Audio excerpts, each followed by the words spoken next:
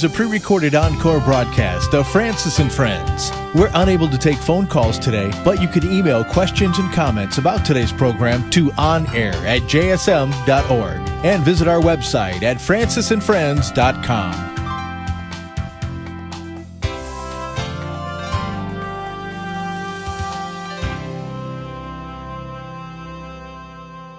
Well, welcome you to the program today. I'm excited about what we're doing here today. As you well know, this program has discussed Common Core in our public educational system for many. We've had a number of programs on it, but I've never had such a distinguished panel as I have with me today. I'm excited about it. I am believing that we're going to be able to give all of you tremendous information. I have received thousands of emails concerning this Common Core curriculum that's being taught in the majority of the schools today, even in, which surprised me, a lot of the Christian schools. And I was taken back and surprised about that. But we are really going to be delving into it today and discussing the purpose for it, and more than anything, possibly what you as parents can do about it in your local city and state. And there are ways. It is being defeated somewhat in some areas. And of course, there are panel members here that I have that can share much more information with you than, of course, I can. So we're looking forward, and we invite you, if you have questions, the best way to get your question answered today is to email me on air at jsm.org. Now, I'm going to welcome to the program today, and just so I don't get each one mixed up, we've got 5 members with us, very distinguished members, and I'm going to start with this gentleman over here. I'm going to let you introduce yourself and just kind of give us a little bit of your background. Emmett McGroarty, Director of Education at American Principles Project. I'm a lawyer by trade, and we're fighting this in order to make sure that parents once again have a say in what their children learn. That's excellent. I'm Sandra Stotsky. I was in the Massachusetts Department of Education from '99 to 2003 and responsible for our K-12 standards in all subjects at that time. Most recently, I was on Common Core's validation committee, and I was one of the people on the committee who refused to sign off validating the standards. That must have been quite interesting when you refused to sign off on it. Why did you refuse? Because they were not internationally benchmarked, and I'm talking mainly about the English language arts because that was the object of my interest and background training. They're not internationally benchmarked, they're not research-based, and they're not rigorous. I have some more I want to ask you about that, but we're going to go to the next gentleman. We're so glad to have you with us today. Thank you. I'm Jim Milgram, and I'm a professor of mathematics at Stanford University. And this is how to say this, that I'm a mathematician. I'm a research mathematician. I have an international reputation as a research mathematician, and there was no actual reason why I should get involved in issues of K-12. But my father was also a mathematician, also internationally known, and being a mathematician was not his first choice. His first choice was to be a high school math teacher. But even when he was young, the education system, the education schools in this country were broken to the extent that he spent a semester in the education schools trying to get to be a math teacher, and he couldn't manage it. It was too much nonsense. But at any rate, throughout his life, he focused in on not only on mathematics as a subject and on research in extending it, but also on the teaching of mathematics. And if we're looking back at his work, he was probably the most effective person who did work in math education in the 1950s and early 1960s in this country. And that was my background. And with that background, I had almost no choice when I saw just how bad things were 16 years ago. And see, math is one of the many, well, probably the most, is the #1 subject that parents are writing to me about, because the parents no longer can sit down and help their children with their math problems. They're totally confused. They do not feel like their children are really learning. Could you just share a little bit more about that? Well, I think they're probably right. There's a lot that's positive in the lower grades in Common Core, in the sense that there's a real attempt being made to bring things to the level of international expectations, which our kids historically have not been close to. But even there, where things aren't too bad in Common Core, the level, the change in approach is just too much to handle all at once. All right, and our next gentleman? Yes, I'm Terrence Moore, and right now I'm a professor at Hillsdale College, where I'm on the history faculty. I'm also part of a charter school initiative there that helps set up classical charter schools across the country. Before coming out to Hillsdale, I ran a classical charter school in Colorado called Ridgeview Classical Schools, which is a very well-established and reputable school. And I've been working on the Common Core since about last summer, when the Leaders Against the Common Core in Indiana, two ladies brought me into this, and I started looking very hard at the English standards, which, as bad as the math standards are, the English standards may be even scarier, because what they're doing is taking away the great stories of us and replacing it with some things that we'll talk about. And to that end, I, in fact, wrote a book called The Story Killers, which delves into just how bad the English standards are. Let me ask you a question. Should parents be concerned about the charter schools? And how do you mean that question? Okay, because they're coming in, popping up all over the country. I have discussed some of the curriculum that's being taught, as well as the teachers that are teaching in the charter schools. Some parents are very concerned about it. You worked in it, so you have a background in it. So is there anything you would tell them to watch for, or are they just being overly cautious? Well, understand that what a charter school is a choice. And so a group of parents can come together and form a school, or a charter school management team can come together and form a school. And so a charter school could be anything. It could be a highly progressive school. You could have the Obama Leadership Academy, for example, in central Chicago, and that would be a charter school. At the same time, with that measure of choice, you can set up a classical school or some kind of traditional school, which is what the charter schools tend to be in Colorado and in Arizona and places like that, and those are the ones that we work in. So I don't know all the story about, especially in Louisiana, what sort of charter schools are being set up, but I know that in certain places, charter schools are being used as a vehicle to advance a progressive agenda. But it's also true that if you have some parents or some community members who come together and form a really great traditional school, this is the chance to actually have a public school that has the sort of education that our grandparents would have had. Yeah, and I'm not speaking about just in Louisiana. I'm speaking all over the country, because this program goes into every state in the union. So I get feedback from people. Some of them have Muslim professors. They have a lot of progressive teachers, and a lot of them. Right. And I think that's what's concerning the parents. I don't really know how to address that with them.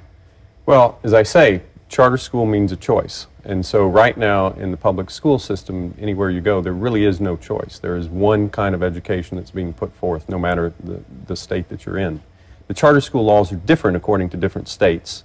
And it's also taking some states longer to come back to a more traditional approach. And so that's why I think in some of the places you would have parents who are more worried, because they haven't seen an example of a successful charter school.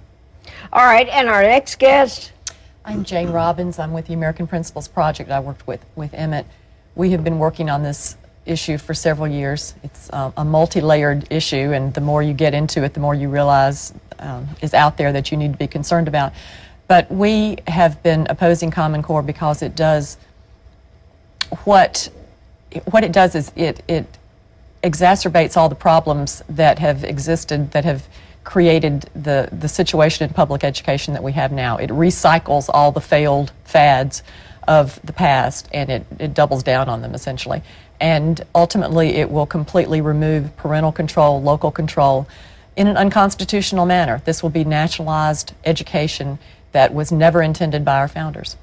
I was doing some research on Common Core last night, and you probably know more about this than I do, either one of you, but it was talking about how far that Common Core roots actually date back to. And I found out that it actually dates back to the earliest socialist couple that was identified here in the United States of America. So this is not an agenda that's just come on the horizon. It has been progressively getting closer and closer until now. As I understand it, every governor in the state has signed off for all the schools, and as well as maybe the mayors, for all schools to teach the Common Core standards. Am I correct? Well, 45 states are participating in the Common Core system. But it's important to realize, though, that these states, essentially, they committed themselves to the Common Core based on the promise of the Common Core, that the standards would be internationally benchmarked, evidence-based, rigorous, that the Common Core would be a high-quality product.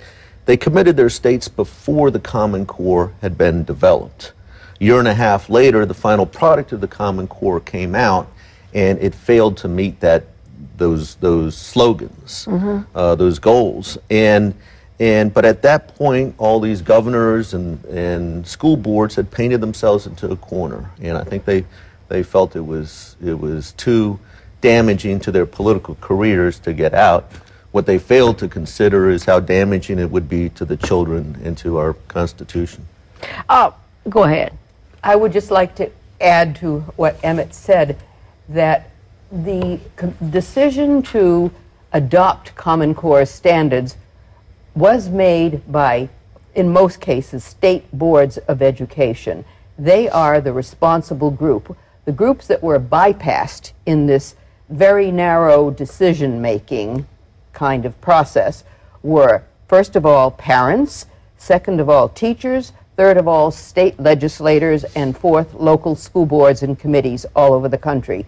They knew almost nothing, essentially nothing, about what their state boards of education were committing themselves to, and these state boards of education did not ask, in any case that I have asked about, they have not shown that they in any way tried to find out what the strings were that were attached to Common Core, or what Common Core standards were actually all about. It's a very socialist agenda, and I'm putting that mildly in everything that I have studied about it. Sandra, would you agree with that? It is a very centrally controlled kind of agenda. There was an attempt made, and that's what it is right now as it plays out, to nationalize, to centralize decision-making in a Washington, D.C. based bureaucracy. Central planning for our whole, not just K-12, but after K-12. Can we say government controlled? Government controlled. Can we also say it is a way to control the children as well as the parents? Oh, it's definitely a way to shape children through the schools, through the tests that are to be given based on these standards. That was why the state boards of education were inveigled into adopting these standards without any questions, because the teeth would be in the state tests that are given, whether they're given by one group called Smarter Balanced Assessment Consortium, SBAC, or the one that Louisiana is using, which is PARCC, P-A-R-C-C, which has a different set of words that go with that acronym. But that was where the teeth would come in and would help to bring in the curriculum. It's a backwards process. First the standards, then you have student assessments, you bring in the curriculum you want, and then you go after the ed schools for the teacher training as well through professional development. So you lock in everybody and then get other state laws as well to support. Okay. Could I give you an Sure, illustration please of that? do. Because I think what this all results in is it's going to be lessons that are put into the teacher's hands that the students are going to be under, and whatever happens in the lessons is going to be what's programmed into the students' minds. So I'll give you two examples of this, and this is straight out of the Common Core documents themselves. So one of the things that they're doing in the English standards is they're saying that students need to read more informational texts as opposed to literary texts, which is a fancy way of saying we're taking away literature and we're putting in whatever we want to into the classroom and calling it a complex text. So whereas complete novels are going to disappear under the pressure of testing, you're going to have a lot of these articles slip in that are just basically from modern journals, such as an article that's listed in the standards from the New Yorker in 2009, the summer of 2009, written by Atul Gawande, called The Cost Conundrum, Healthcare Costs in McAllen, Texas. Well, why were we talking about healthcare in 2009? I think we all remember. So this is the way that you can sneak in a supposedly complex text. It's really just setting up Obamacare and calling it a high-level complex text. If you also look at what they do to the Constitution, because if you read what's called Appendix B, where they have a list of readings that they say, these are the things we want you to read, they say in the 8th grade you should read the preamble and the First Amendment to the Constitution. Now, why not read the entire Constitution? I don't know. But what they don't tell you is that a couple of inches below that, they have a selection from a modern author named Linda Monk, who has written on the Constitution, and she quotes some early feminists talking about how we the people, well, what we the people? The women weren't included, blacks weren't included, men without property weren't included, all of which is not true because the Constitution in Article 1, Section 2 turns over the franchise to the states. It's not, no one is prevented from voting in the Constitution. And when the Constitution was ratified, there were black men and women voting at different places in the country. So what are we actually doing here? We're simply trying to trash the founders so as to get a negative view, and then we haul in Thurgood Marshall, who has a quote that says in the same section that I'm talking about, in order to see the evolving nature of the Constitution, we only need to look at the words we the people. And who is included in we the people? Not us. So therefore, this brings in this progressive approach to the Constitution, and this is done again and again in the standards. That anytime they claim to be teaching something that's traditional, they're really trying to undermine it, and then when they actually want to teach something that's far more progressive, and I can give you a bunch of illustrations of that, they prop it up and hold this as the model of what students need to learn. Did you want to say something? I thought I saw you wanting to speak a moment ago. Yes, and about the question of the states agreeing to take Common Core. The Common Core proponents will say this was all voluntary. The states just did this on their own. In fact, they did it as part of the Race to the Top program. That was the stimulus-funded competition that the U.S. Department of Education came up with. And in order to be competitive for Race to the Top funding, a state had to agree to adopt Common Core. If you didn't adopt Common Core and the aligned test, then you had no chance at getting Race to the Top money. This was a time of deep recession. This was late 2009, early 2010. The states signed on to something that they had not seen yet because they wanted a shot at the money. And you know, here in Louisiana, as I understand it, like our governor signed in with 17 other state governors, and one governor cannot just pull out of it without all of the other states. I believe it was 13 states. They had to all agree to pull out of the Common Core. Is that a practice? Did I understand that right? Look, a state maintains its sovereignty. Now, it may have abdicated it, it may have suppressed it, but at the end of the day, the state has its sovereignty, and if the legislators and the governor have the will, they can reclaim their constitutional inheritance, the constitutional inheritance of their people, and they can get rid of the Common Core. They can be in charge of Louisiana, can once again be in charge of education. And that's what needs to happen. Yes, it's true that the legislators were cut out of the process and didn't know what was going on, and maybe governors didn't truly understand the Common Core. And certainly they probably felt politically coerced to sign up for the stimulus money. And I think the American people are very forgiving of that situation.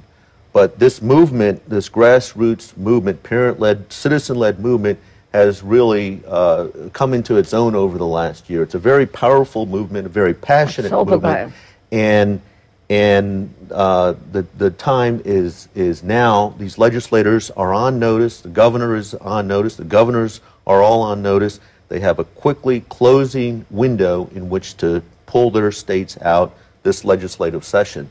If they don't, what they should know is that this movement is going to continue to explode in the terms of its passion and its popularity. And come summertime, I think at that point, the American people will not be in the mindset to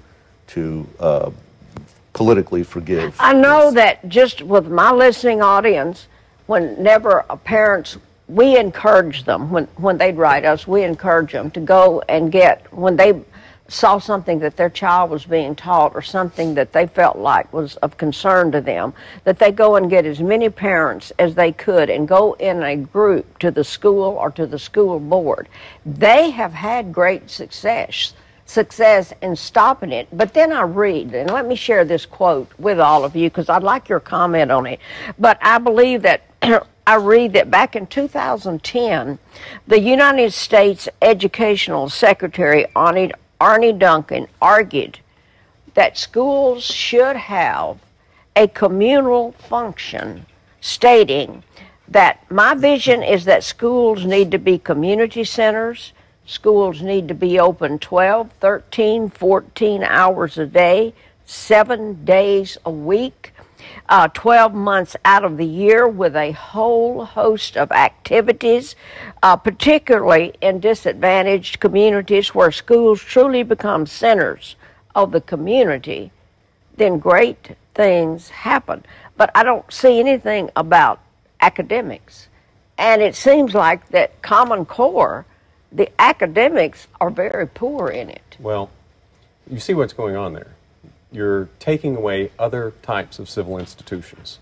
So if the school becomes all-consuming, what happens to the family? What happens to the church? And then you also have them for more time. So they also want to have, not necessarily mandatory, but universal preschool that's going to be paid for, so you get them younger. And then you're going to keep them longer. So that gives you more opportunity, essentially, to program them. And in the curriculum itself, you find that the Common Core is anti-family and it's anti-religious. And you can tell that by going through Appendix B, which is this list of texts that they say that students are going to be reading. And you can't find one single work that's inspired by religion. Don't you feel that the idea is to bring all of the people into one common religion? Well, there are several religions that they're promoting. One is environmentalism. And that's another thing that I wanted to talk about. But that's great. Go ahead. Back to Appendix B. There is no St. Augustine, even though they claim to like autobiographies. And this is the first great foundational biography in the West. There's no John Milton, Paradise Lost, which is the greatest epic written in the English language. There is no sermon, and this is something y'all know very well, that the sermon is an art form that is a form of rhetoric that has always been in American literature. And I remember as a child, as a student in high school, reading Edwards' Sinners in the Hands of an Angry God, but there are no sermons. There is no religiously inspired literature.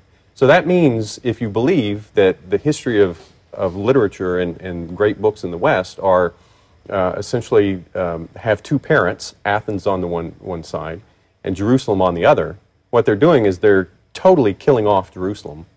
Athens is ailing, and so pretty soon we'll be cultural orphans.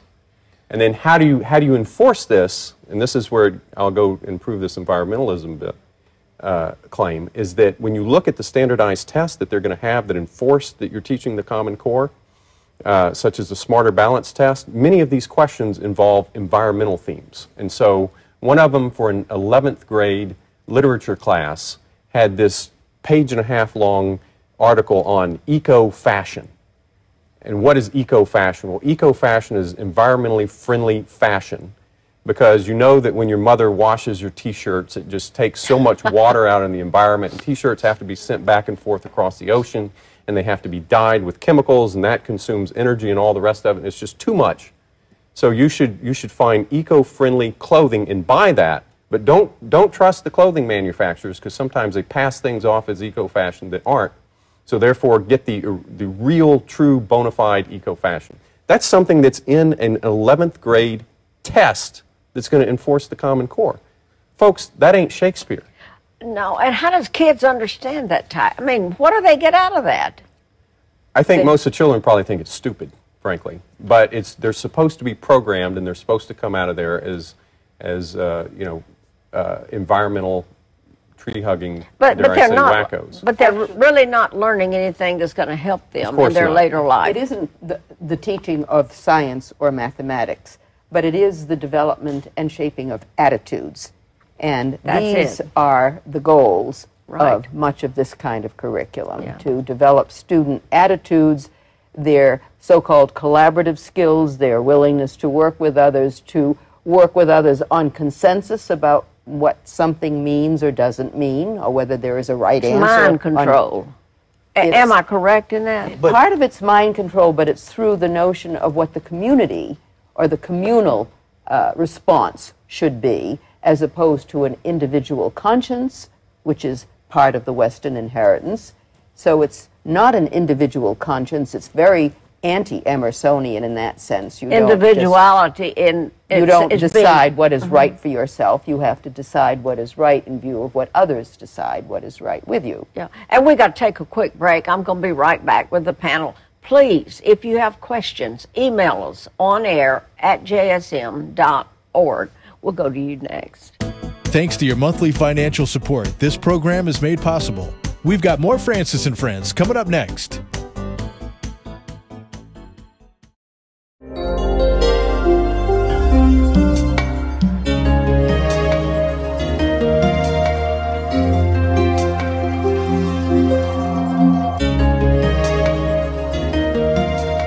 Okay, we're back, and I believe you was wanting to share something with us.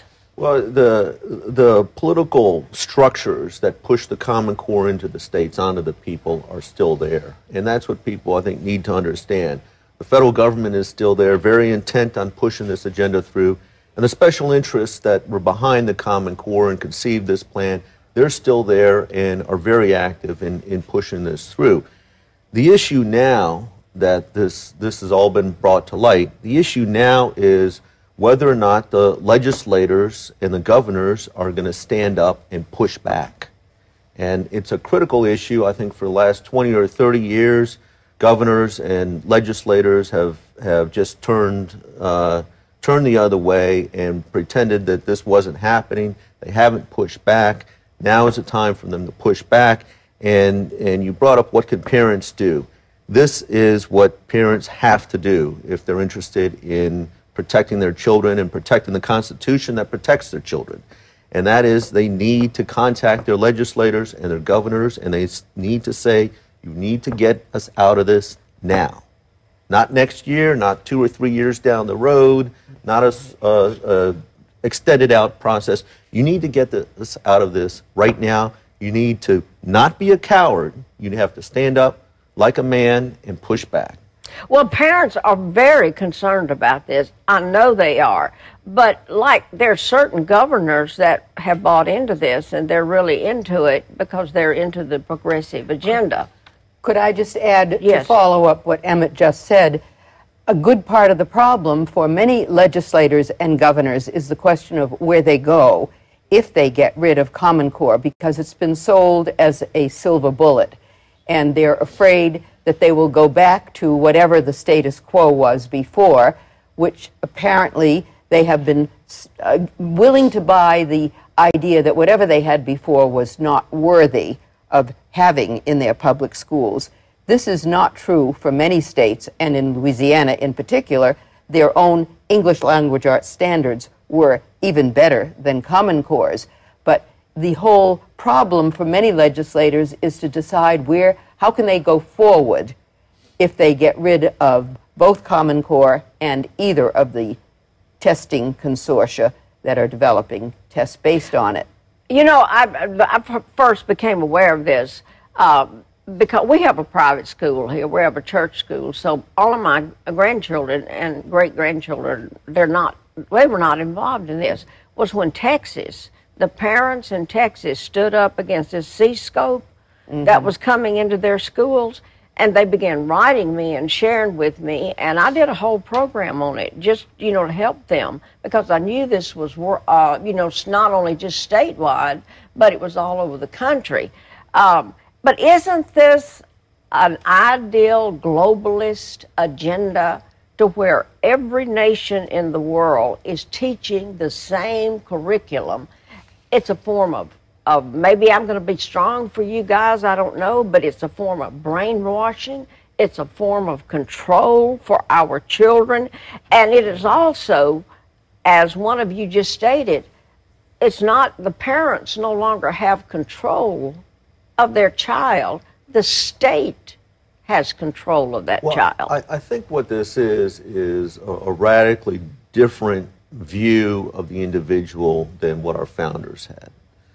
Our founders were of the view that each individual was the ultimate earthly sovereign, and that people can direct their own lives and raise their own children and make their decisions, can chart their own course in life. And traditional education in America supported that idea, supported the development of a child into an adult who could pursue the truth, and especially through the study of literature, could hone their analytical thinking skills and their abilities to empathize with others, and that's kind of the traditional view of education in America. This kind of turns that on its head and looks at the individual as human capital, who has to be educated in order to meet the needs of corporatism, big corporations that want workers, not really the exact number of workers they need, but an abundance of workers, more than they need, and it doesn't further the goals of a country that is premised on citizen-directed government. It doesn't further the goals of entrepreneurship. Doesn't further the goals of capitalism. So it's a completely different view of the individual. Let me add to what Mr. McGorty is saying, because the language of the Common Core, part of it, and the way they promote it is they talk about college and career readiness. And this is the phrase that we hear again and again and again and again. College and career readiness as being the aims of education. And on the surface, it seems like, sure, that's a good thing for education. We want our students to go to college. We want them to have jobs. Who wouldn't? But since when did college and career readiness become the ultimate aim for education? 4 years ago, we didn't even hear that phrase. The aims of education have always been truth, virtue, beauty, happiness. These are the original foundational aims that the founding fathers had in mind, and that the whole history of the West had in mind for children. Why? Well, you say, well, okay, but that sounds a little professorial. But ask yourself this question. If we're setting up an education system whose purpose is primarily college and career readiness, think about how many professional musicians you know. Maybe one, maybe none. There aren't too many. And so what's happening in the schools right now is, under the gun of college and career readiness, is that the arts are just dying a slow death. There are music programs that are shutting down. Students in elementary school in most states in this country are lucky if they have music once a week. Now ask yourself this question. Do we want the souls of our children to be improved and to learn what beautiful things are? Well, the answer is obviously yes. And how do we do that? Through music, through art, and through literature. So by having as these ultimate aims college and career readiness, which sounds so good, especially to certain governors who only think of education in terms of jobs training, then the Common Core seems like just the recipe. But if you're a parent and you're worried about your child in this world, I think you want them to have music and art. The world I see doesn't need less beauty these days. It needs a lot more. And there's also the question of whether you even will get the students to be in the true 21st century occupations. And I think Professor Milgram could say much more about the high school problems in the mathematics area that would then get us into the fact that there are limitations there too. They don't seem to be aiming for engineers, more doctors, more research scientists. Well, when you read and you hear over the news that our students are like number 6 and number 7, when you look at the whole world as far as in education, we're so far behind other countries. It's very apparent that other countries, they're not teaching this. But we're so far behind. Are we actually dumbing our kids down purposely? Oh, yes. I mean, this is a long-term problem, of course, and it's not 5th, 6th, or 7th. It's 21st, 22nd, 23rd, and it's actually probably lower than that in mathematics. It is, right. I was hearing something over the news that they were showing where our students from the United States, in comparison to other countries, the mathematic level they were at, it was embarrassing. And that's a fair assessment. And indeed, then the question becomes: does Common Core show any interest or potential to improve that? And oddly enough, the answer is absolutely not, because I'm sure that people are not aware of this. I mean, mathematics is this highly technical subject, but here's the thing, that all that is required in Common Core, and because of the tests, that's all that's ever going to be taught once things get going, is a weak course in Algebra 2, nothing beyond that. All right, let me ask you a question. When I was in school, I was taught 4 and 4 equals 8. But as I understand it from what I've been reading and hearing over the news, especially one parent has stepped out very concerned about it, there are so many steps for that student to go through, and I forget the exact number that this parent said it was. You know, if I ask either one of you, well, how, you know, what's 4 and 4? Our automatic answer is 8.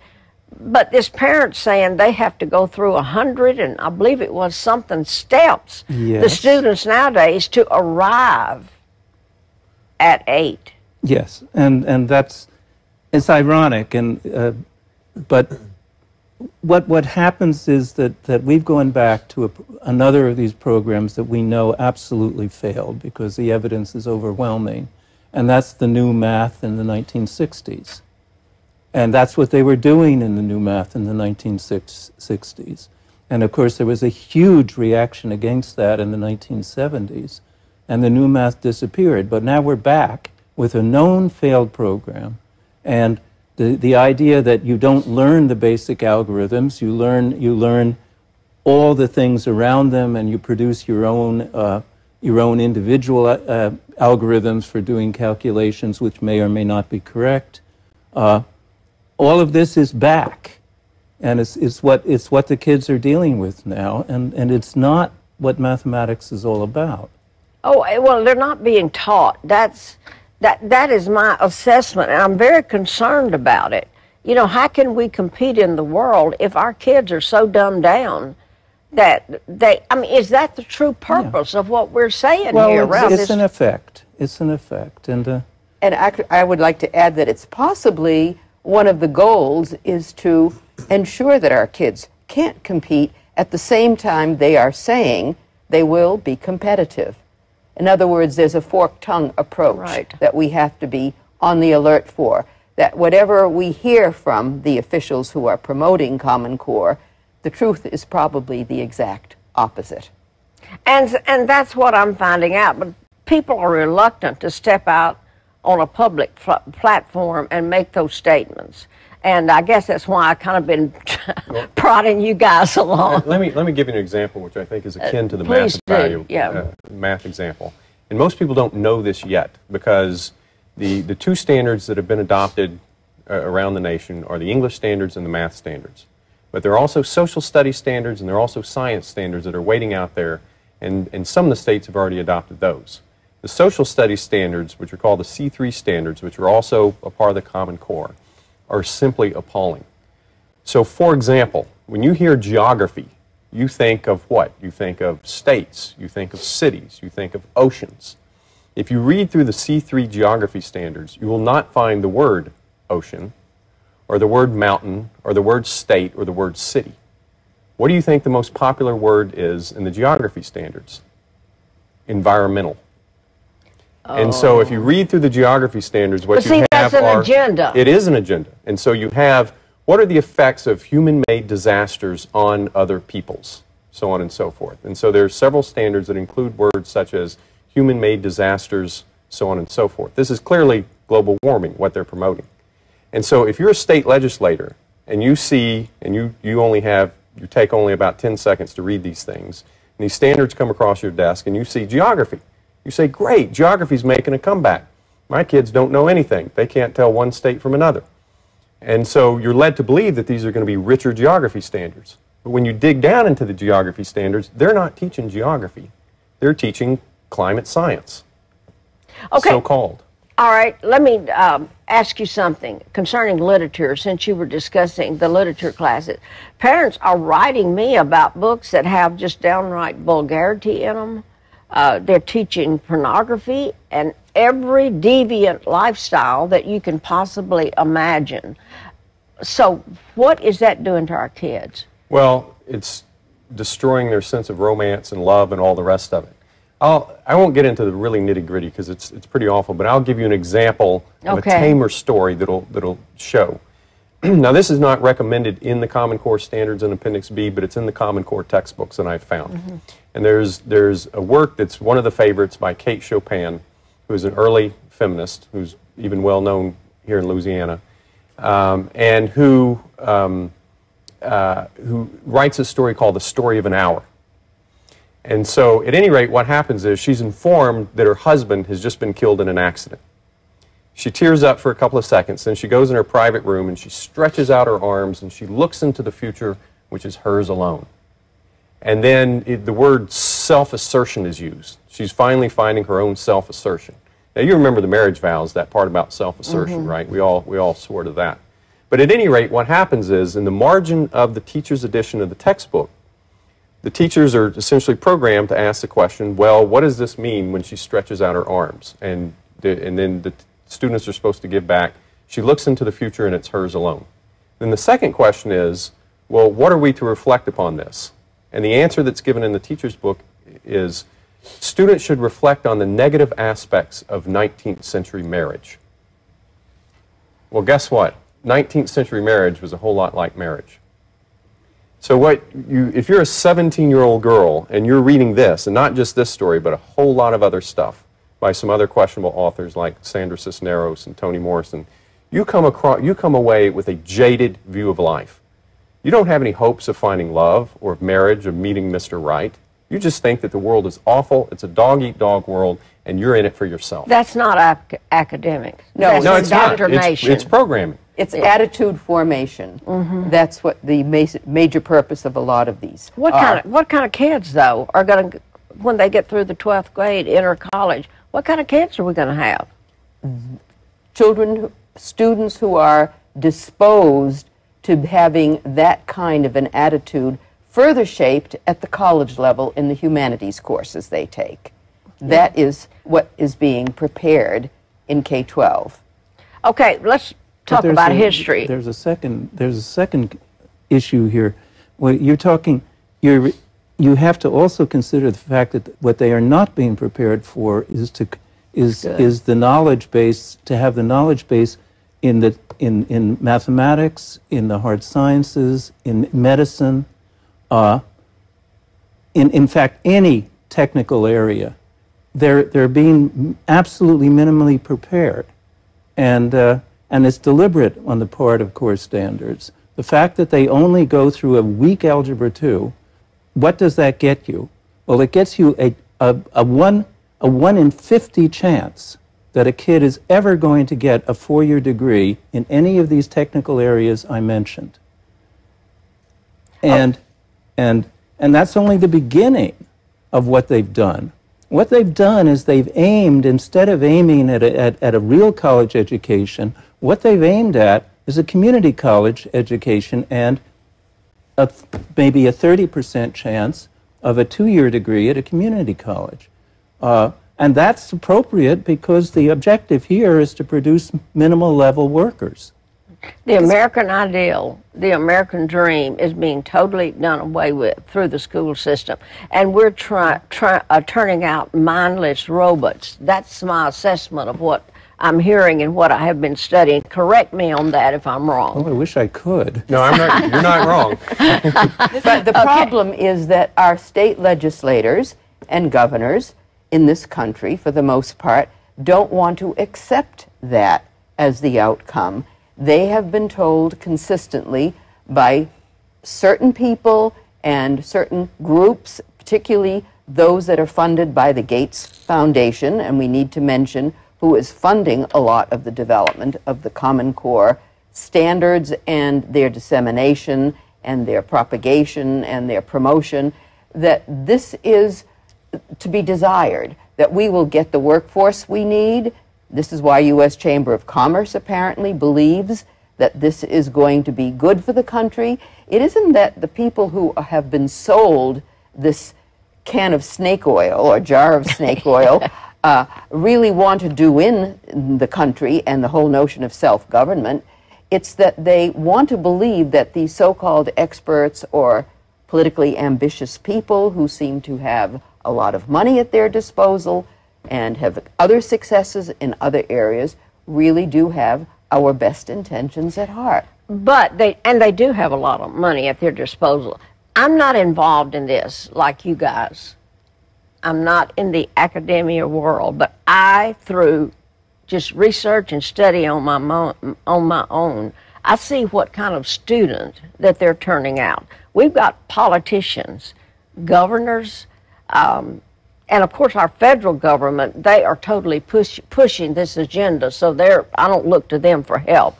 But they're smart enough to look at this and see what this is doing to our country, to our kids. What kind of kids are we going to have? They're smart enough, but at the end of the day, most of them lack conviction. Most of them lack courage. There are a few shining stars out there, but most of them are scaredy cats. And that's why they need to hear from parents. They need to hear from other citizens. They need to be told, get us out of this. And we're seeing that happen. We're seeing them react to parents. They're reacting to phone calls. They're reacting to visits. They should react just based on the academic analysis of the Common Core, but they're not. They should react based on the need to defend the Constitution, but they're not. But they will react to citizens calling and saying, get us out, to citizens directing them what to do. Okay, let me have to remember. Go ahead. I'm sorry. Go ahead, Sandra. This is not an education model. This is a workforce development model. This is a recycled, progressive workforce training model. And when Dr. Milgram said that they're aiming to prepare students for non-selective community colleges, that was admitted by one of the three people who wrote the math standards. That's not a conclusion. That's something that they admitted. But what they're doing here, and this is part of the reason that the legislators, I think, are so hesitant to do anything about this, is that because they have recruited the big business community into it, what we now have is an alliance here. We have government on the one hand, we have large businesses who are being told we will produce workers that you don't have to train, and we've got the private foundations, the big Gates Foundation, the other, the Jeb Bush's foundation in Florida, those people who are all benefiting from this. It's an interlocking web of people who are going to be benefiting from this model.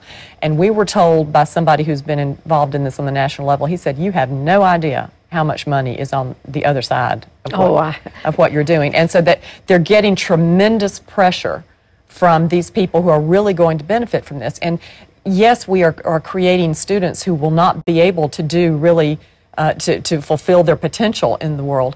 But there will be people in the country who don't get educated under Common Core. The people who go to the elite schools, the people who go to the Eastern prep schools, they're not doing Common Core. If you call Sidwell Friends in Washington and say, are y'all doing Common Core? They say no. And you say, are you planning to? And they say no.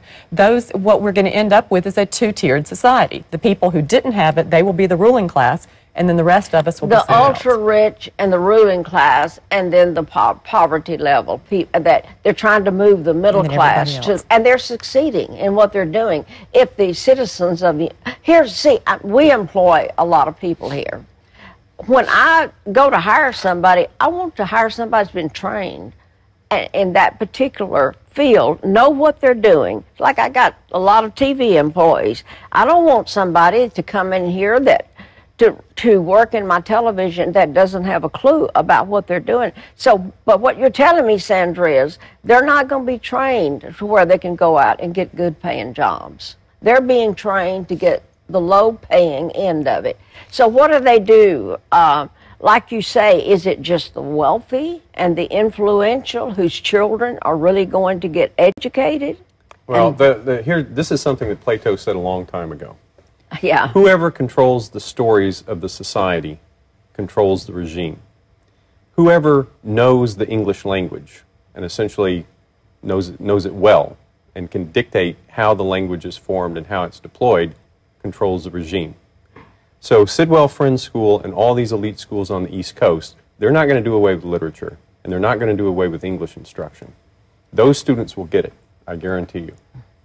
Yeah. And the equity issue is one that needs to be raised, but against Common Core instead of the other way around, which is how it's been presented. Supposedly, Common Core will make equal academic expectations across the states.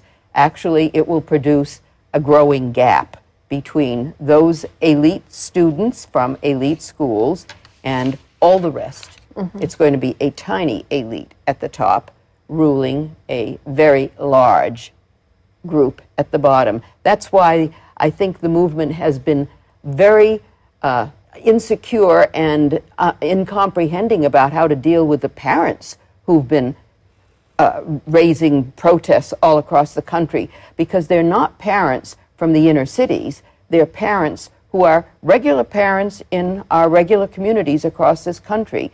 Those are those suburban moms that Arnie Duncan was trying to dismiss and discredit.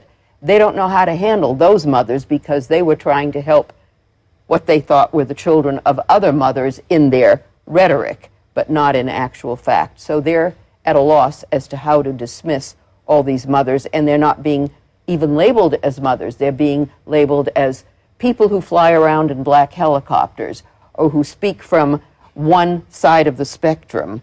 And when I testify, I have to tell the legislators that I don't fly around in a black helicopter, that there are other perspectives, even academic perspectives, that are independent of either side of the political spectrum. And I've got to take a break, and we're going to be back in just a moment, but I'm going to encourage all of you, if you have questions, I have some emails that I'm going to be sharing with the panel in just a moment. If you have questions, please email us. Now, I'm going to take calls, but it's probably going to be later on in the program.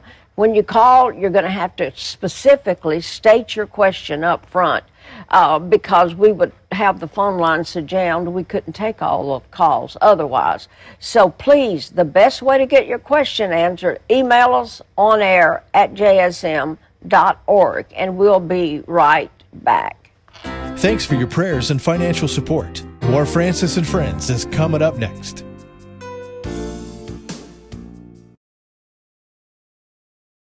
Email your questions and comments about today's program to onair@jsm.org. Now back to Francis and Friends on the Sun Life Broadcasting Network. Okay, ladies and gentlemen, we've received so many requests concerning people wanting to watch this, especially teachers that are teaching in school. We will be replaying this Saturday at 9 a.m. and Saturday at 7 p.m. Now, let me repeat that. The replay of this will be Saturday at 9 a.m. and 7 p.m., and that's, of course, Central Standard Time. So notify all the teachers, everybody that you possibly can. This is information that needs to be into the minds and the hands of every citizen in the United States of America. This should be of interest to homeschooling parents, to parents with children in charter schools, to children in Catholic schools as well as Christian day definitely. schools, and of course the public schools altogether, because that is what everyone thinks it's going to affect only. They don't understand that it will affect all the other I've got kids. a number of emails here from homeschooling parents, which are very concerned, and they have a right to be concerned, Yes. because this curriculum, they will be forced to use it should it become mandatory here in the United States of America. The homeschooling parents will be forced to use it as well as the private schools. They need to understand why at the college, when their kids are getting ready to go to college, this is where it will particularly hit homeschoolers who may feel in some states, because of state law that are different in many states, that they're safe for K to 11, but if they want their kids to get into a college, they're going to have a curriculum that enables their students to pass a so-called college and career readiness test. And that's where the rubber will hit the road, basically, for homeschoolers. They won't be let off the hook. But this curriculum is going to be mandatory for private schools as well, Chris. No, it's really not a curriculum. It's a set of standards Okay. that entail curricula, and homeschoolers may be okay for a few grades before they hit the high school level. It's Okay. not clear yet. This is still a work in progress. See, other people I've talked to that they have seemed to feel that it's going to be forced on private schools as well as homeschools. Well, the way they're going to do it, first of all, is through the college entrance test. That's one way. They want the So SAT they're doing it and the step ACT. by step. Yes, yes. And so if you want your child to get into college and has to do well on the SAT, well, if the SAT is aligned with Common Core, then you need to be teaching the Common Core weird math and that sort of thing.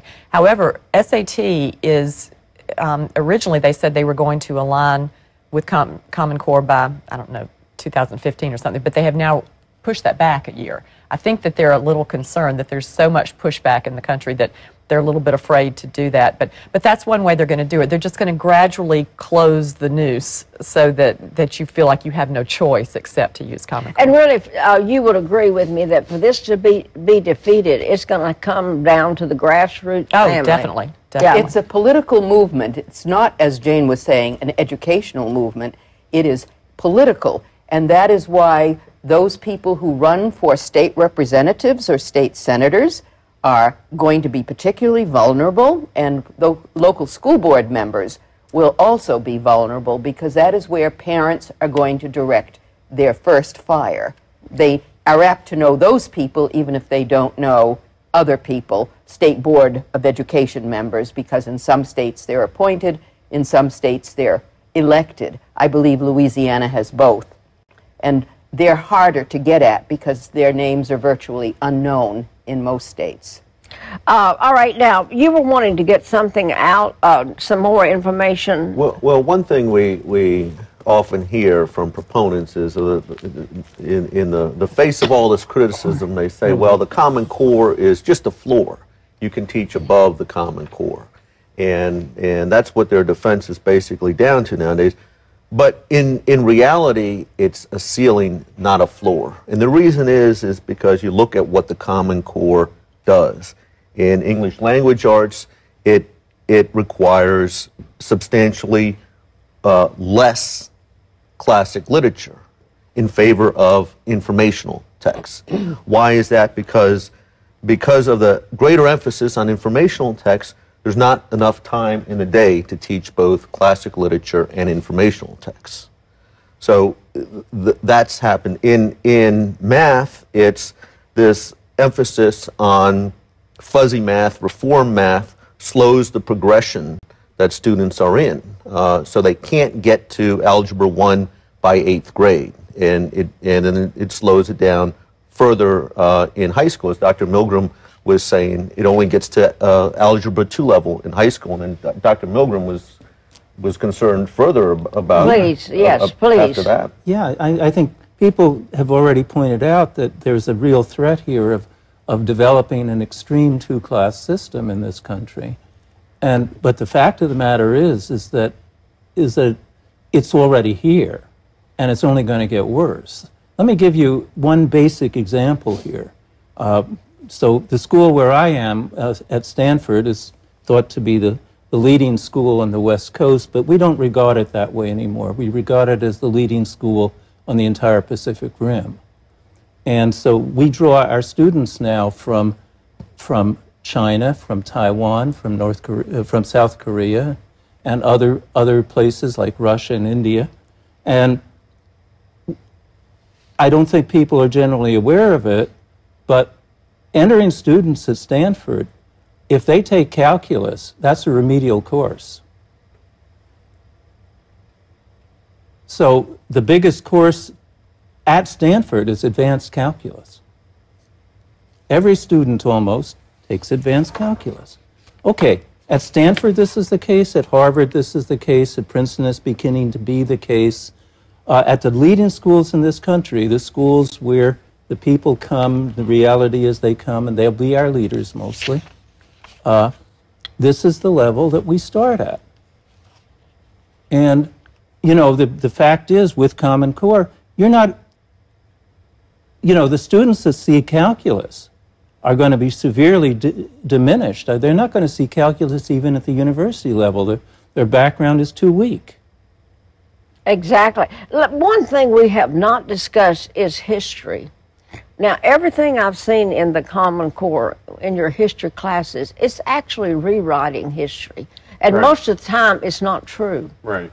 what is being said. Well, so there are a couple of things going on. First of all, under this umbrella of informational texts, they're putting a lot of historical documents into the Common Core English classes in a way that is completely irresponsible. And I think it's done because they know that English teachers don't have much background in history at all. So to give you an example of this, and this is how tricky they actually are, in Appendix B that we've been talking about, you will see a speech from Ronald Reagan. And so people will hold this up and say, how can you say that the Common Core is biased because here's Ronald Reagan speaking? But which speech is it? It's a speech that he gives at Moscow State University. It's not his first inaugural, and it's not Mr. Gorbachev, tear down this wall at the Brandenburg Gate. So there's some kind of a mystery surrounding it. When you go to the Common Core textbook, you open up the textbook, and this is a point that I make in my book. You have, under the heading of the Cold War, you have an editorial from 1999, the New York Times, that says that the wall came down as easily as it did is largely attributable to one man, Mikhail Gorbachev. Oh, you are kidding. The article doesn't mention Reagan at all, and then you flip about 20 pages, you're no longer in the unit that has anything to do with the Cold War, and you have that speech from Ronald Reagan that's in the Common Core. And in the introduction to that speech, you're told that under Mikhail Gorbachev, the Russians were blazing through history in ways that they haven't seen since the revolution of 1917. But they weren't going as fast as they should have for Ronald Reagan. But notice how in this speech he restrains his normally strongly communist, anti-communist ideology and still gets his point across. So what you have is, so is that the Reagan you remember, you know, who was always restraining his strongly anti-communist sentiments? Of course not. So these children who are in school today, they might have been born in 2000 or in 2005 or something like that. They don't know Ronald Reagan. They don't know the Cold War. Right. So the Cold War is being rewritten. And that's just in the English standards. There are also these C3 standards out there that I was talking about, and those are worse. And they take you through history, economics, geography, like I talked about. And then when they get to the sample question of how you're supposed to study all these different social sciences, do you know what the question is that they come up with, or the historical event? It's not the Revolution. It's not the Civil War. The question is, how were Americans affected by the late Great Recession?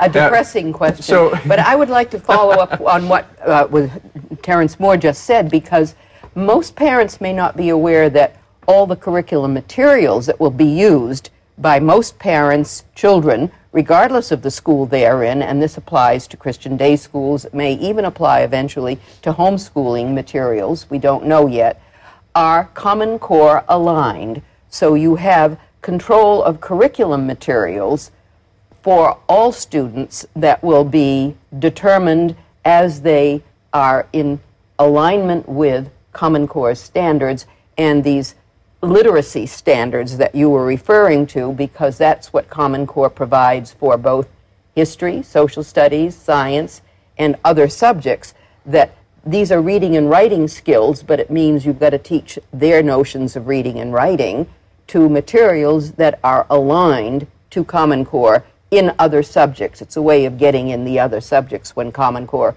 is only about English, supposedly, and mathematics. And here's the important thing, because what so many people will say is, these are just a set of standards, it doesn't dictate curriculum, so on and so forth, and these are good standards. Well, the standards aren't any good. They're written in EduSpeak that nobody can understand, and they're just low-level skills. But even so, what happens in the modern public school is you announce that there's going to be a state test and that you have to abide by these standards, and you have nothing but panic. And then all of a sudden, riding in on the white horse, you have Pearson Prentice Hall, who says, oh, well, here's how you meet the standards. And they give you a bunch of textbooks, and it's essentially a teacher in a box. And so the teachers who are afraid to do anything outside of what's in Pearson Prentice Hall, that's what they teach. And so it then becomes scripted. And of course, this will be denied by everybody from state superintendents. As Jane and I found out the other day when we were down in Alabama, state or school superintendents will say, no, we choose our own textbooks, and we would never choose a textbook like the one that treats Ronald Reagan the way that he does. Really? Which textbooks are they using? Because that's what the textbooks are. In other words, they don't really have a choice? Is that what you're saying? They have a choice, but it's a mock choice. It's not a real choice. And okay, that's you also what I mean. have to understand the teacher evaluation part of it, which came in through Race to the Top. Teachers will be evaluated for their teaching to these materials and to these standards. If they deviate in their teaching, they are apt to be rated down. So teachers will be given an incentive to teach to these false materials. In addition, the whole system has been locked in.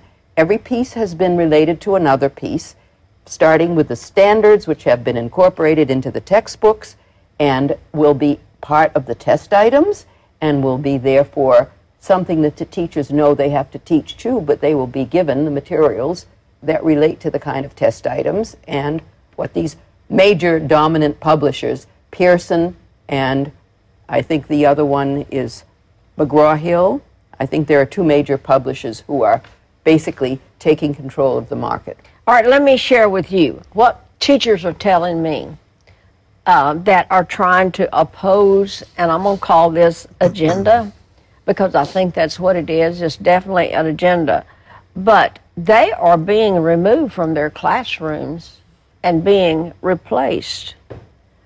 I have had teachers actually write me and tell me that when they started questioning what they were having to teach and started to opposing that, you know, I can't teach this to the students. It's not fact. It's being misrepresented. So what I'm saying is teachers are in fear, and like one was a substitute teacher that substituted, you know, like to a lot of different schools. And in this particular school, the curriculum was not, well, it was Common Core. And immediately she began to see the difference in it. And so she just started telling the kids the truth. She taught the subject because she's very familiar with it, but it wasn't according to the Common Core standards. And they pulled her aside and talked to her. And of course, she was never invited back to that school. And that is the great fear, not only of teachers, but of administrators as well, That's because right. there's intimidation taking place with administrators who know that their futures will be limited when they try to move to another school if they have not faithfully adhered to the Common Core standards and to the rating of teachers. Teachers are also being told that they're unprofessional if they criticize Common Core, so there are rhetorical ways of manipulating teachers to make sure that they adhere, as well as what comes out of the education schools, which is a very important point to get into, because the education schools are now being accredited, and I believe this is as true in Louisiana as it is elsewhere, if their teachers are being prepared to teach to Common Core standards. So you will get a supply of teachers who are trained to teach to Common Core standards, and then they will be evaluated by their administrators for teaching to Common Core standards. Where do you break out of this vicious cycle? Excellent. All right, you were wanting something else brought out on the program today. Do you remember what it was you were talking to me about on the break? Well, Jane was talking about the importance of data collection. There's that whole side of the issue. You. Let's talk about that, Jane. Okay. Common Core is just one part of a much broader scheme. To get the Race to the Top money, you had to agree to do several things. You had to agree to adopt the Common Core standards. You had to agree to go with the National Common Core Aligned Test. And you had to agree to build out your data system to federal specifications. And this predates the Obama administration, the federal specifications. This goes back to some grants that were made in the early 2000s. The idea is to get the states to all build these massive student data systems identically, because the federal government is supposedly restricted by a federal statute that says that you cannot maintain a national student database. So they get all the states to build the identical databases. So when you get to that point, you can all share your data. But the and the kinds of data they're talking about with the National Education Data Model, which is it goes way beyond education data. It's into things like healthcare history, disciplinary history, religious affiliation, family income range, bus stop schedule. Everything is in there. And this is not mandated yet, but this is recommended to the states that they start collecting this. And I think Louisiana particularly is gung-ho about it, from what I can tell from what I've read. Glad to hear that. And the direct connection to Common Core is that the testing consortium, there are two, the PARCC test and the Smarter Balanced test. Each one of those consortia has a cooperative agreement with the federal government, which requires the consortium to allow the federal government ongoing access to student-level data that is collected for that test. Now, we don't know how much of that data will be sent to the consortium, because they haven't told us yet, because all the states signed on to this without even knowing, and nobody has seen the test. Nobody knows what the data collection is going to be. But they've signed a blank check, essentially, saying, we will send you whatever you ask for, and then that will go directly to the federal government. Now, the other problem is that there used to be federal student privacy law. There really isn't anymore, because the Obama administration gutted the Family Educational Rights and Privacy Act, which is called FERPA. 2 years ago, they gutted it. So now, literally, any student data, personally identifiable student data that the federal government gets, or that a State Department of Education gets, can be given to anyone in the world. In the world. It doesn't have to be limited to the United States. It can be given to anyone in the world as long as they use the right language to justify the disclosure. And parents will not be able to object to it. Parents won't even know that it's happening. What's the purpose? The purpose is this huge progressive workforce development model.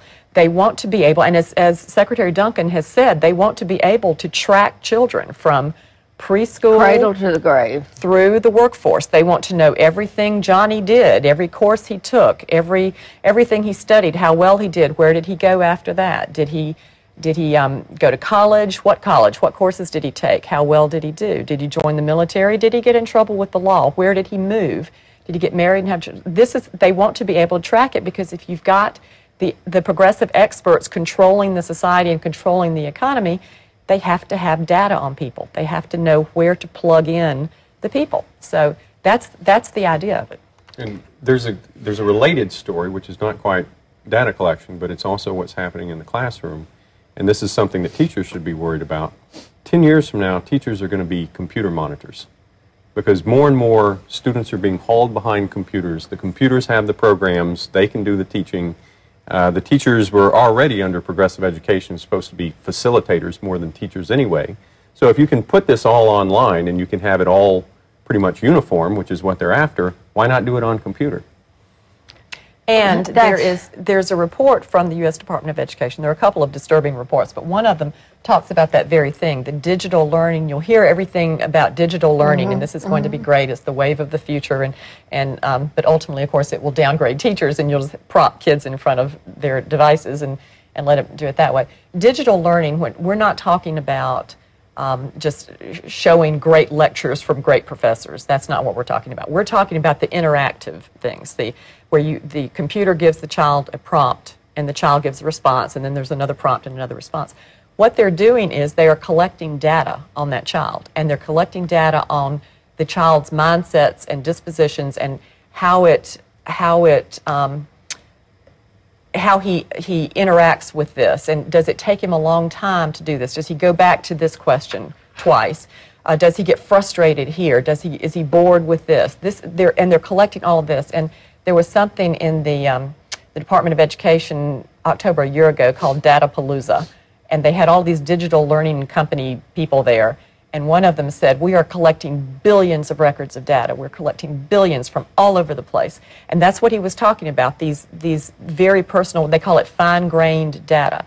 It's called data exhaust. And they can compile a portrait of every person who is using those digital learning platforms. I got to go to a quick break. We're going to come right back. I want to continue with this just a little bit. We'll be right back in just a moment. Tell a friend you heard it on Francis and Friends. Stay right there. We'll be right back. Be sure to like Francis Swaggart on Facebook. You're watching Francis and Friends on the Sun Life Broadcasting Network. All right, we're back. And I know that some of you have been calling. I have some emails here, and I'm going to say this to the people that are managing the phones. If we have some questions that you think just need to be put forth to the panel, put the person's name on the screen, and I will put them on the air. I'm going to some emails now. It said, as a retired teacher and a teaching family, meaning I'm assuming they have other teachers in the family, and we have grandchildren in public schools, what can I do? Now, that's about probably 3/4 of what we have here. What can we as parents do? The most important thing that one can do is to call up their state legislator and their state senator and their governor and demand that the state be pulled out of the Common Core. That'll shake the Common Core system to its core. Get rid of testing first. Get out of the testing. Prevent the testing. This is vital because without the test data, there isn't much that can be done with data collection or some other aspects of Common Core. So pull out of any testing that is aligned to Common Core standards. But the governors and the legislators are running scared now. They know that the people are rising up, and the time to call, the time to demand that they act is now. Every check and balance in the American system has failed with respect to this issue. Mm-hmm. We're down to the last check and balance, and that's the American people. That's the issue on the table. Will the people watching this program reach out, pick up their telephone, call their state rep, call their state senator, and call their governor and demand, get us out, and get us out now? That's the issue. How many of these meetings like you're having tonight's taking place across the country? All over the place. All everywhere. Oh, that's everywhere. good. Probably every night, yeah. In towns and cities, I know in Massachusetts alone. In New York State. Towns and cities. In New York State, a very powerful movement. And to understand their trajectory, a year ago there was no movement. This has happened very quickly.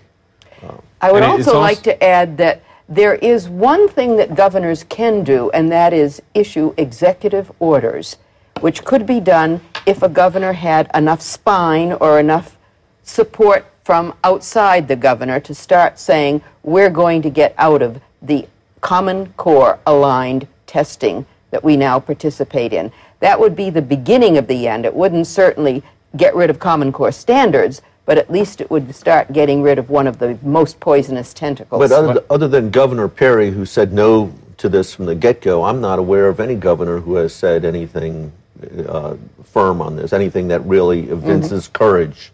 So the other thing that you have to understand, because I teach at Hillsdale College, but I also live in Indiana, and I'm most familiar with the movement that's going on in Indiana.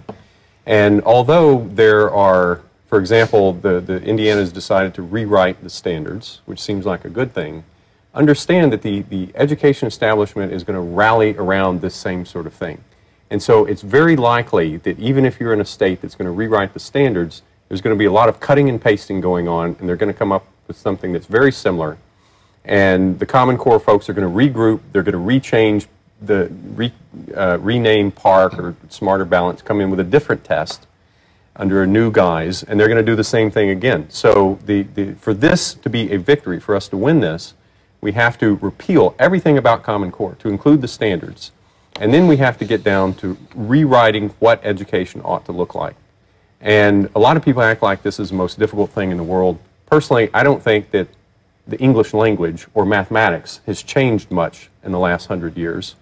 And if we were to go back to what English and math actually are, we could do some great things in our schools. Yes, you could. Let me ask this. Oh, did you want to say something? I just wanted to say that we need to start systematically getting rid of things like not just Common Core and the tests based on them, but No Child Left Behind, even to the point of considering getting rid of the Department of Education at the United States level. Thank you for saying that. And we've got to start getting rid of the layers of federal mandates and guidelines that have piled on paperwork that has consumed the time and energy of administrators and teachers all over this country.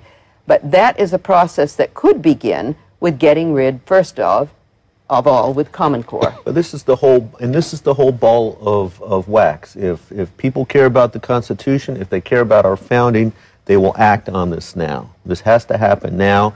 And so really the important thing is getting the information out, like what we're doing today, to where the average... And then action. And people have to... Right. Encouraging, getting the information out and encouraging people that there really are an enormous number of people out there that don't see themselves as part of a group, but yet have the same perspective. And that was what happened back 20 years ago in California when we got rid of all of this stuff that we're seeing now nationwide. We got rid of it for 20 years in California, and it was this kind of issue. It was convincing people that they weren't alone.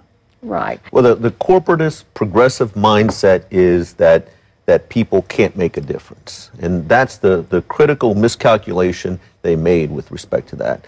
They figured that they could push this in and people would never rise up and push back.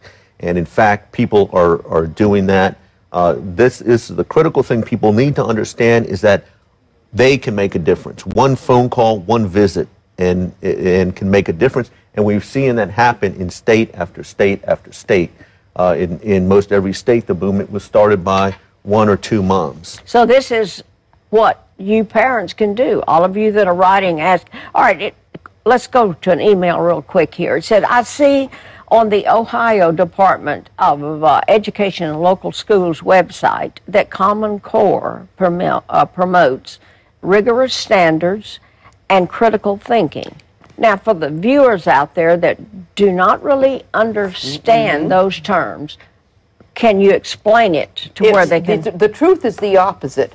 After all, could the Department of Education in any state put out a statement that says, we are not promoting rigorous standards or critical thinking? So they have to put out a message that sounds like motherhood and apple pie. Everywhere they're saying this. You hear U.S. Chamber of Commerce, you hear all the groups promoting Common Core, whether it's Achieve, Fordham, or any other group that has received Gates Foundation money. Even reporters, by the way, are all saying that these are demanding standards that promote critical thinking. But when you ask them to show where the rigor is, they can't do it. If you ask them to show how it would develop critical thinking, they also can't show you how to do it. I can give you an example of that. So if you look at the readings that are recommended in the 2nd to 3rd grade level, what you will find will be no classic tales. There's no Hans Christian Andersen.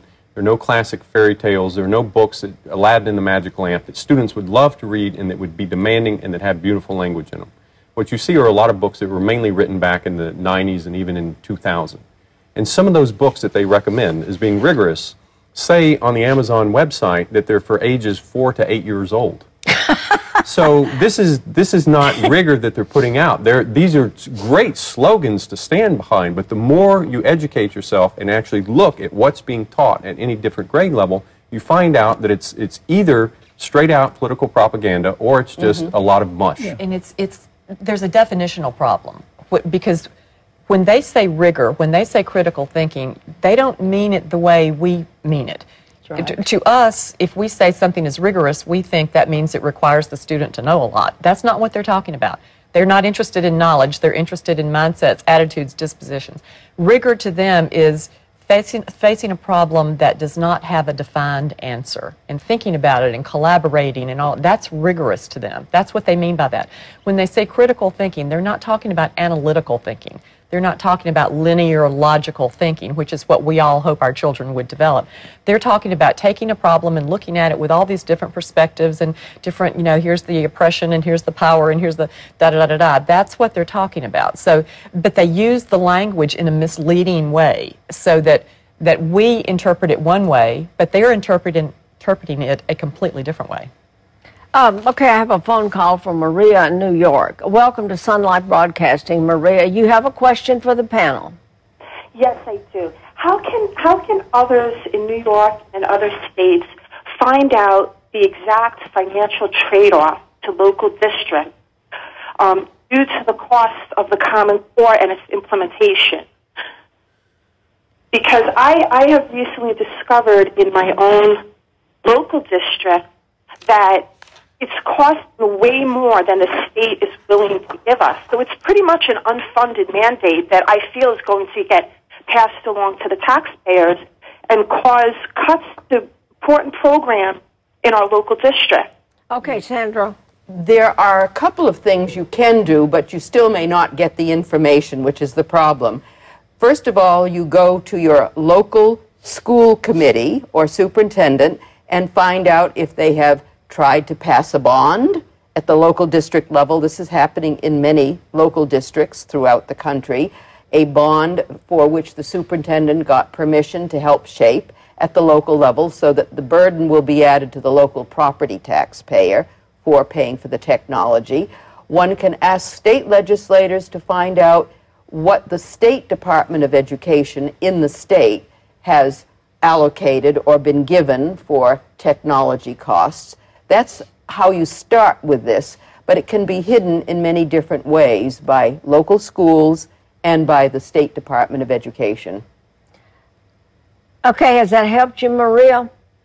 Yes, you have. It's a very big concern because I'm really worried about it pushing out other things that are important to the local school district. Okay. Thank you very much. And thank you for calling. Let me continue with this email from Ohio, please. They're asking the question, as I said, what is the definition of rigorous standards and critical thinking? You gave an excellent explanation, Jane. All right, here's what she goes on to say. When I reviewed my third grade daughter's math papers that come home, it appeared these papers are, for the most part, not being awarded a grade. They're just being checked to see if she's working through the process to get an answer. If the answer is wrong, then she's not getting a bad grade or being told it's wrong, so long as she's able to explain how she arrived at that answer. Yes. This is a real aspect of what we call reform or fuzzy math, that there is no incorrect answer. And of course, this is ironic. This is math we're talking about, where there's always a correct answer. But they're being taught there is no correct answer. Any answer they come up with is a correct answer. And now you're seeing it nationwide. This was one of the defining facts in California 20 years ago that got parents finally to realize that they could not afford to have their kids go through this. Okay, let me go on with this.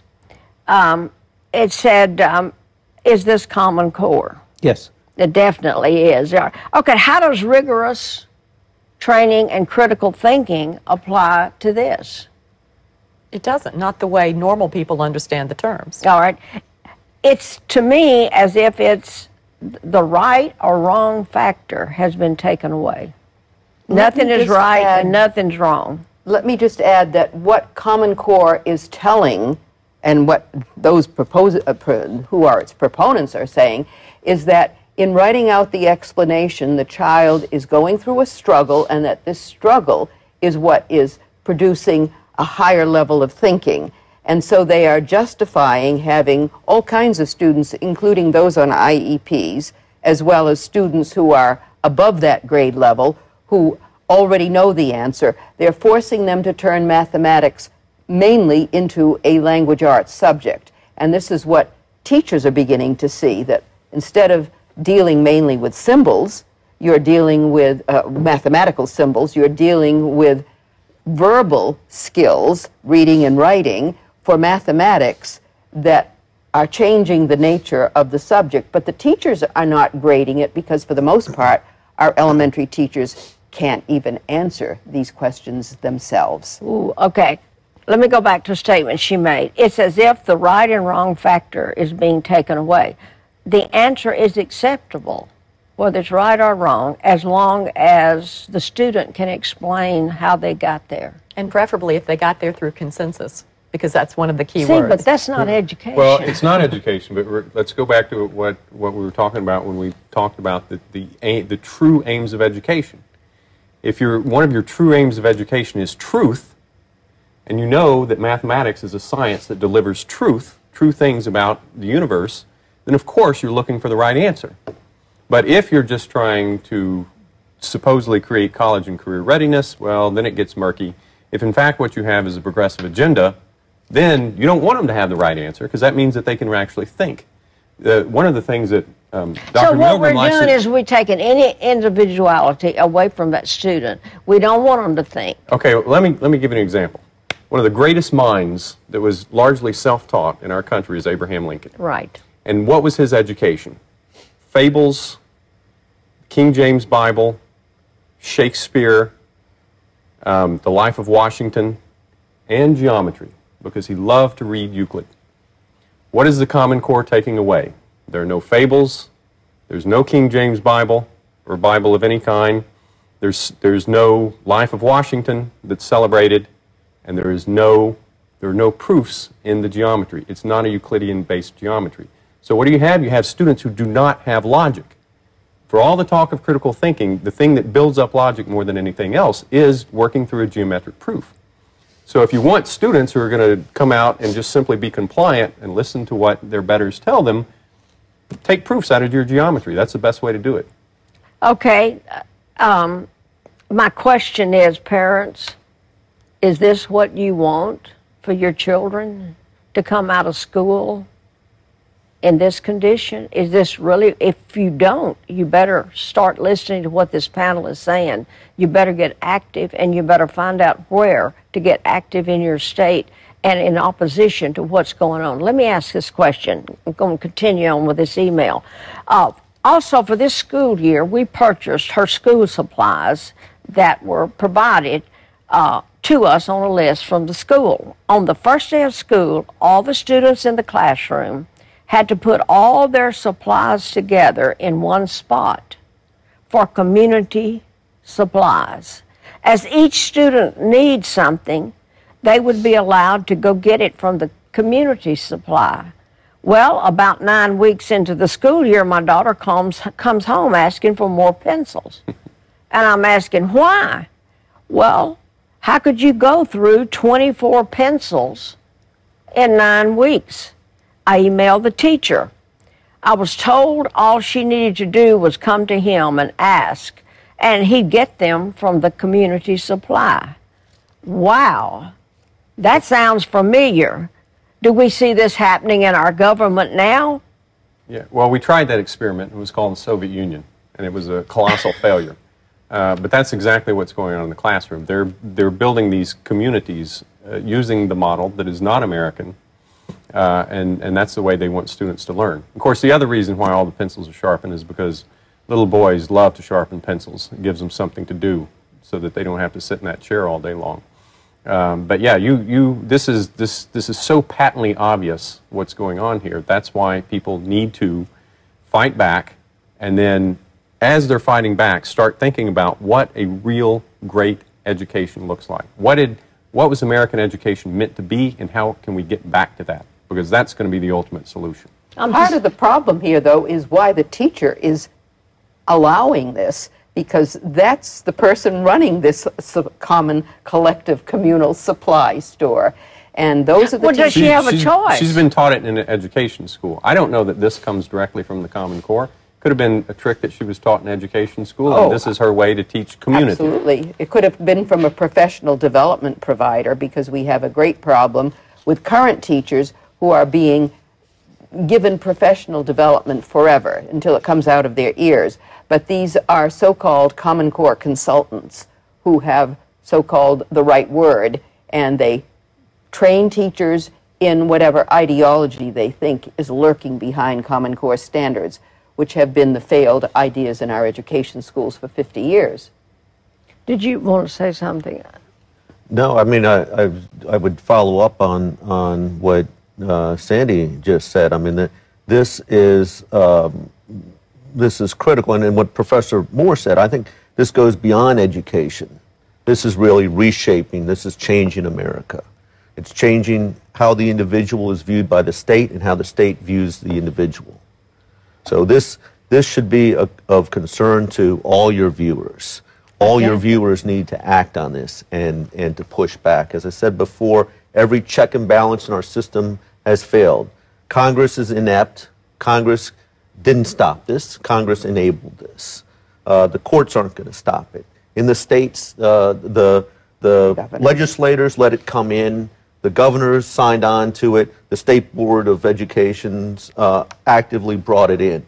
Everything has failed on the system. Every defense that was put in place, every check and balance has failed except one, and that's the American people, and they have a closing window in which to act, and they had better do it now. And I'd like to say one thing, because in addition to acting, we really need to understand this topic, because the people you're going to be talking to have all these talking points. And so getting informed on this issue and understanding what the arguments are and what the truth is behind is very key.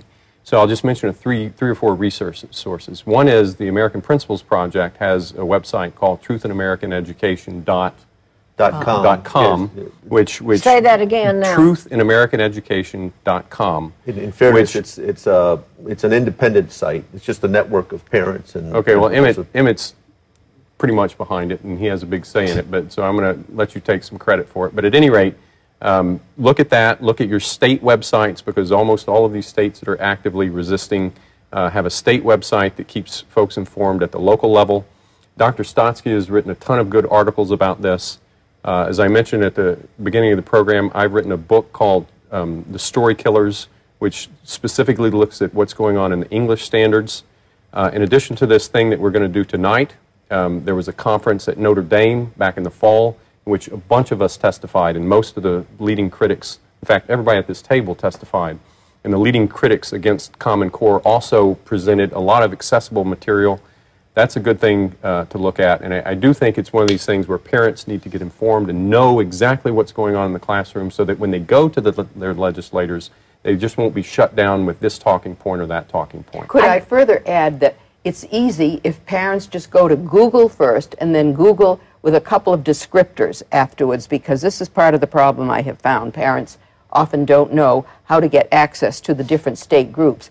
Google will take you to Ohio Anti-Common Core, or Ohio or Pennsylvania Anti-Common Core. They need to use Google's descriptors. For me, Sandra Stotsky, Arkansas, will get them to a home page where all my testimony in about 20 states is all listed there, written testimony for them to use. I'm about out of time. Quickly, I want to get this question answered.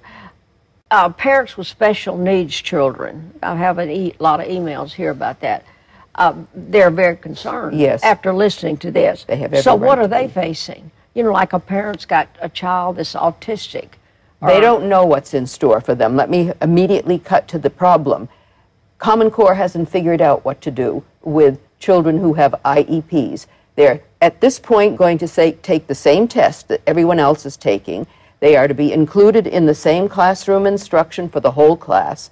And there are no concessions yet being made to remediation or to addressing individual needs for those with IEPs. Just as the other end of the educational spectrum is being ignored, so too are the students who need a lot of help to get up to the average. They're not being addressed at either end. It's sad. All right, this is going to be replayed on Saturday morning at 9 a.m. This is Central Standard Time. Saturday night at 7 p.m. Please get as many people as you can in your particular city and state that you know, especially teachers, educators. They need to listen to this program. I cannot thank you guys enough for being with us on the program. I've been looking everywhere for you, and you just appeared on my doorstep. And so thank the Lord for what you're doing, and if we can assist you in any way, well, you call my telephone number. We'd love to have you back on the program at any time. And thank you for being with us. It's a pleasure. Yes, and we will be, we got to continue with regular programming, but we'll be back with you tomorrow. Thanks for watching Francis and Friends. Email your questions and comments about today's program to onair@jsm.org. Be sure to join Francis Waggart on Facebook. Our program website is francisandfriends.com. Francis and Friends is a production of the Sun Life Broadcasting Network.